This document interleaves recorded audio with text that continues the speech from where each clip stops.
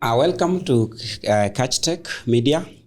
Today I have my colleague Odipo here, and the other day Safaricom launched a product that initially I thought was a shift from what we call quantity-based usage to time-based usage. Of course, I wrote an article about that, and then I attended the launch. And I know, Odipo, you have questions about that launch. Yeah, sure. I've actually looked at my phone and I've seen they have, is it called something live? Yes, Be Live. There's a Be Live option. Yeah. And I looked at it. I can even look at it now. I think they have, is it like a 75 bob option? Yeah, but yeah, although the official one, they told me they have 1 hour for 20 shillings, 1.5 hours for 30 shillings, 2 hours for 50 shillings, 3 hours for 60 shillings, 4.5 for 75 shillings, and then 6 hours for 150 shillings. But on your phone, I think you are going to get two options. So I don't know. This is what I gathered that that's how it's structured. But what is implemented is just like two options. Yeah, for now there's one option for 1.5 hours, which is 30 bob. Yeah. And 4.5 hours for 75. So I was wondering, if I buy this one, because I wanted to buy yesterday. So if I buy this second option for 75 bob, and I use for 1 hour, and let's say I switch data off. Yeah.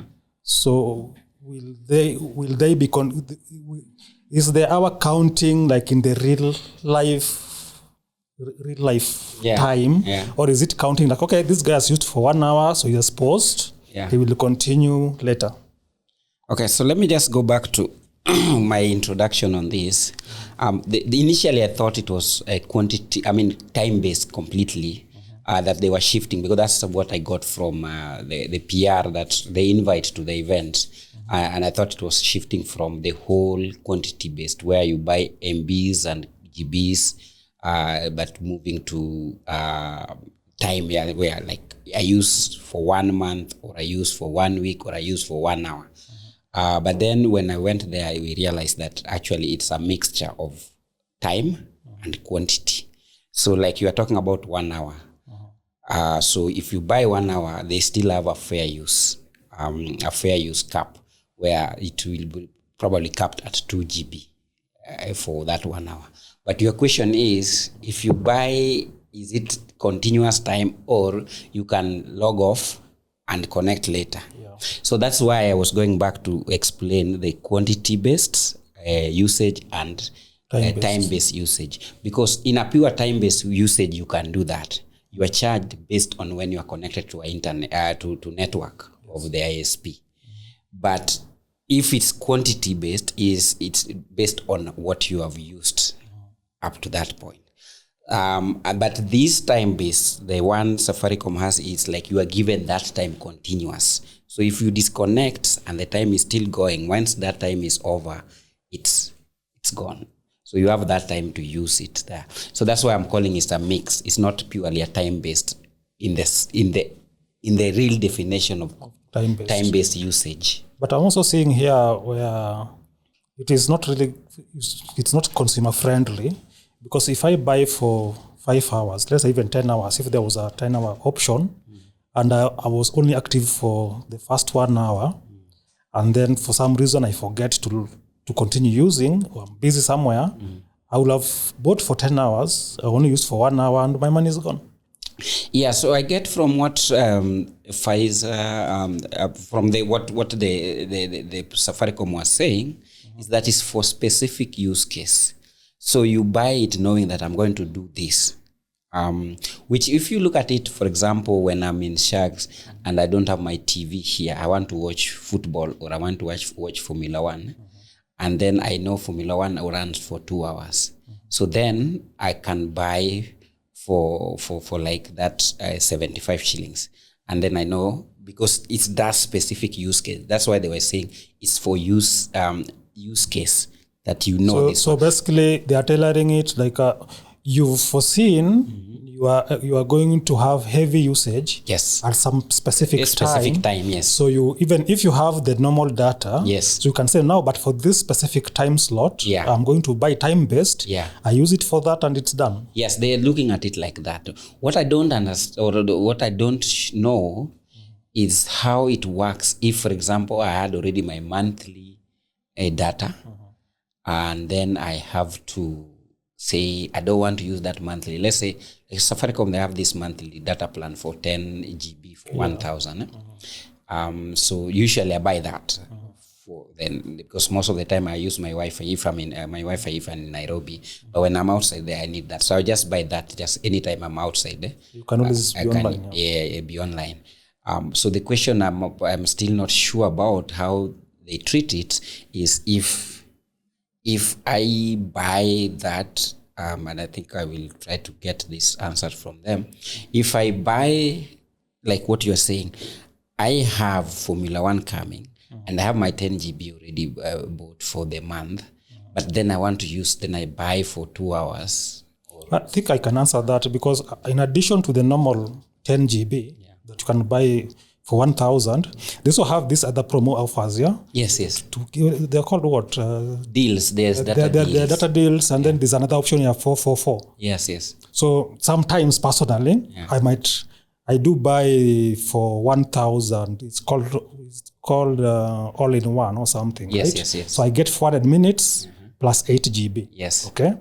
So sometimes I feel like, for this particular session, I'm going to download a lot of things. I don't want to consume my monthly data, so I'm going to use these offers for the day, for example. Yes. So I buy for 5 GB for that day. My 5 GB can even go for 1 week, but I'm saying for this 5 GB, which could be as cheap as 500, I'm going to use it for this particular session, and then I'll revert back to my normal. So once you buy the ones that are going to expire fast, the priority is given to those ones. So they give that priority. So then that answer your question. Back to what you were saying, that I have my 10 GB already for 1 month, but I have Formula One or football or whatever data, or watching, want to download some movie or stream movie.